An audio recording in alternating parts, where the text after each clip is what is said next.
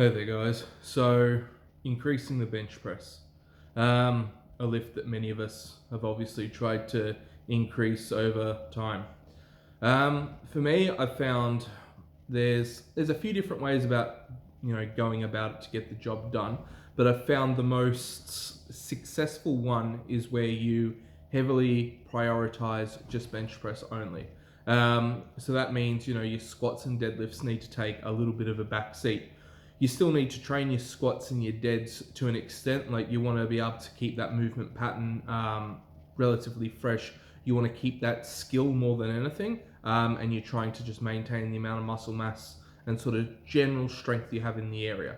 When you're pushing, all your lifts at once, your body only has a certain amount of resources it can use for recovery, and it does make a very big difference, if you're depleted in that regard.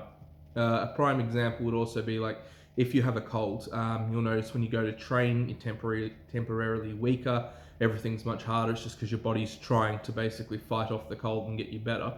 And everything else feels really, really taxing and tiring. And if you push too hard, your cold becomes worse because your body doesn't have enough resources to do both. So using that approach, you look at your bench press and then what you're doing for the rest of training. So if I want to send my bench press north, the top exercises I have is obviously bench press, a variation of overhead pressing, as well as pull-ups, or you could do chin-ups if you want, and then I throw in the barbell curls or dumbbell curls if you want.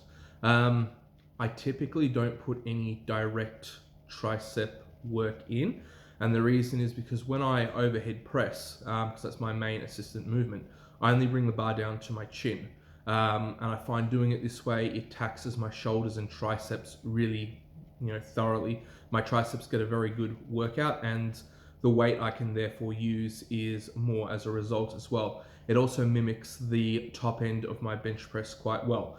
So that overhead press variation, you could almost call it a tricep and shoulder press, because that's essentially what it feels like for me. And when I do my overhead barbell press, I bring my hand a space in from wherever I grip on the bench press. So Monday is typically my heavier bench day, and then after that I'll do my barbell overhead press, and then Thursday being a lighter bench day, I then use dumbbells, because that way I get a bit more range of motion on the dumbbells, and it's meant to be a lighter day as well, so the amount of load running through the body is a lot less. So from a CNS standpoint, I get more total recovery as well. Why the barbell curls? That's simply because biceps help stabilize the elbow joint under load, and I find that's really important, and a lot of powerlifters and just people neglect that. You're trying to send your bench press north, so you want to work the muscles and anything that involves a joint that's related to the bench press. You want to make sure the surrounding tissue around that is strong. It makes a very big difference, and that's why I then put the pull-ups in for my bench press as well. A strong upper back, that's going to give you a very good foundation to work off when you're bench pressing. Standing overhead press, again, you have to use a lot of upper back to help stabilize your scapula, so it's another win in that regard. In terms of sets and reps, you'll find if you're focusing just on your bench press, the amount of volume you can do for chest, shoulders, and triceps or upper back will increase as long as you're scaling back the volume for legs. Legs, you might just do 4 sets of 10 for squats or 4 sets of 8, and deadlifts, you might do 3 sets of 5 at like 75%.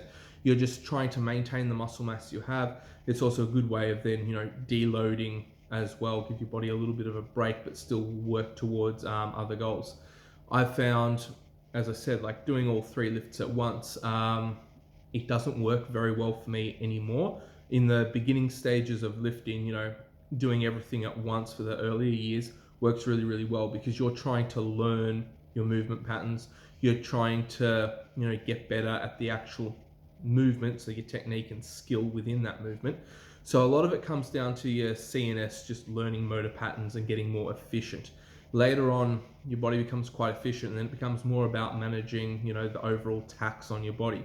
So that's where you start to go, you know what, I'm going to specifically work on my bench press, send my numbers north.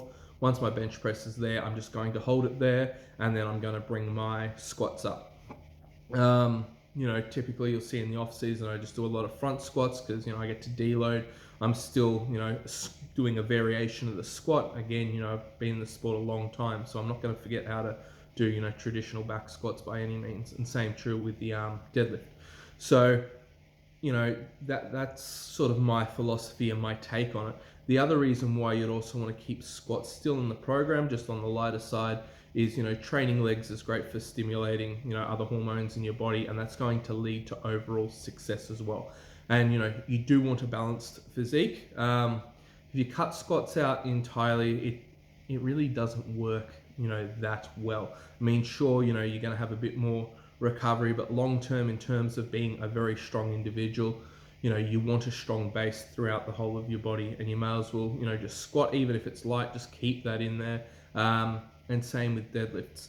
If you don't want to squat and deadlift, doing both of them, you could look at doing the trap bar deadlift. It's sort of a hybrid between the two. When you do a normal deadlift, you've got the weight in front of your body. When you do a traditional back squat, the weight is slightly behind you. So it's sort of an even mix. It's up to you, but as long as you include some form of heavy compound movement, just for 4 sets of 10, that's going to significantly help your, strength base long term. And, by activating your larger muscle groups and becoming proficient at that skill as well with some, reasonable load, your CNS just gets better at driving muscle groups as a whole. And strength at the end of the day, like 1 RM strength, that is a skill and it needs to be practiced. So giving yourself time to practice that skill later on is important, especially when you're trying to peak a bench press. But at the start, if you're just trying to build all the mass, definitely scale back some of your other non-essential exercises that aren't going to have direct carryover to the bench press.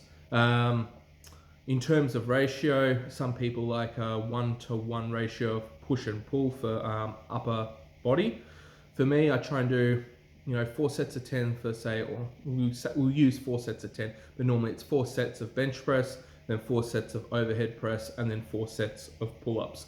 So for me, it's a 1-to-1 ratio across everything. If you think about it, the back gets a little bit more work because when you're pressing overhead, you're using a lot of upper back to help stabilize. But at the end of the day, back is also designed to help you. It helps you stand upright. And it's against gravity the whole time. So in a way, it's sort of used to having a little bit more workload. I've also found if you're working a lot overhead, you don't really end up with many structural imbalances versus if you only did bench press and you didn't do much for the way of your back, you'd end up becoming quite round-shouldered, and then you end up with other issues later on down the track as well. So I just try and keep it simple and keep a 1-to-1-to-1 ratio. And that's pretty much it. If you guys have more questions, comment below. Hit like and subscribe if you haven't already, and have a great day wherever you are.